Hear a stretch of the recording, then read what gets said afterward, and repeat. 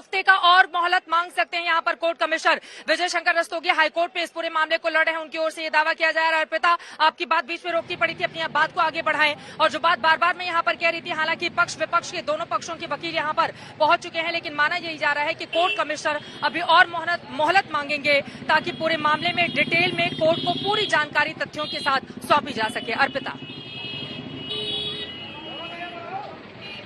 देखिए, क्योंकि हिंदू पक्ष जो है वो दूसरे दिन से ही ये दावा कर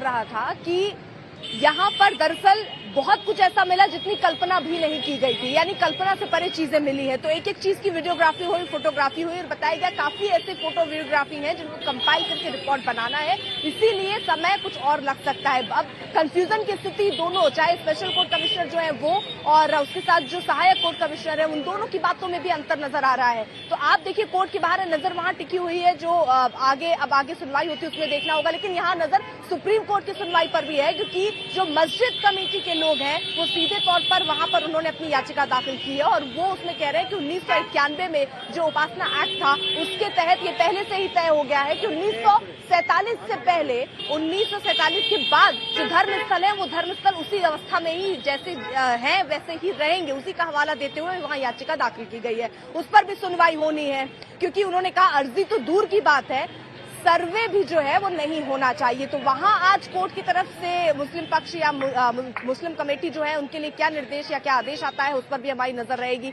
लेकिन अब कई बयान आ रहे हैं, वो बयान आपको सुनवाते हैं। कोशिश पूरी की जा रही है, क्योंकि कल 10:10 तक कमीशन की कार्रवाई चली, 8 बजे से शुरू हुई है, 10:10 तक चली है। उसके बाद रिपोर्ट ही बना है। पूरी कोशिश की जा रही है, क्योंकि कार्रवाई कमीशन के दौरान ही लगभग आधा से ज्यादा काम हम लोगों ने कर लिया था। यानी आप लोग सर्वे करते रहे और रिपोर्ट तैयार करते? मेरे द्वारा किया गया है, मेरे सहयोग में जो लोग थे वो लोग करते रहे हैं, वो लोग किए हैं। 14, 15, 16 3 दिन जो है कंप्लीट 8 बजे सुबह से लेकर के 12 बजे दिन तक पूरा सर्वे किया गया। हम लोग हर जगह का सर्वे किया गया और सर्वे करने के बाद आज माननीय न्यायालय में रिपोर्ट सौंपनी थी, लेकिन किन्हीं कारणवश रिपोर्ट जो है तैयार नहीं हो पाई है, तो इसलिए आज माननीय न्यायालय में रिपोर्ट सबमिट नहीं कर पाएंगे। तो क्या उसके लिए तारीख है? हाँ, आज माननीय न्यायालय में हम लोग एप्लीकेशन दे करके समय लिया जाएगा और फिर जो समय मिलेगा उस समय पर हम लोग रिपोर्ट सबमिट करेंगे। सर, इधर से ना लाइव चल रहा है। तो देखिए, यहाँ पर अब जिसका जिक्र मैं कर रही थी कि सुप्रीम कोर्ट में याचिका दाखिल की गई है, वहां पर भी सुनवाई शुरू होनी है। संजय सिंह हमारे साथ, हमारे सहयोगी इस वक्त संजय जुड़ चुके हैं। क्या जानकारी मिल पा रही है वहां पर, कितनी देर में ये सुनवाई शुरू होगी? मुझे लग रहा है कि अभी सुनवाई के लिए जो कॉज लिस्ट है उसके मुताबिक 4 नंबर मैटर पर सुनवाई चल रही है और 40 नंबर मैटर है जो इस पर सुनवाई होनी है।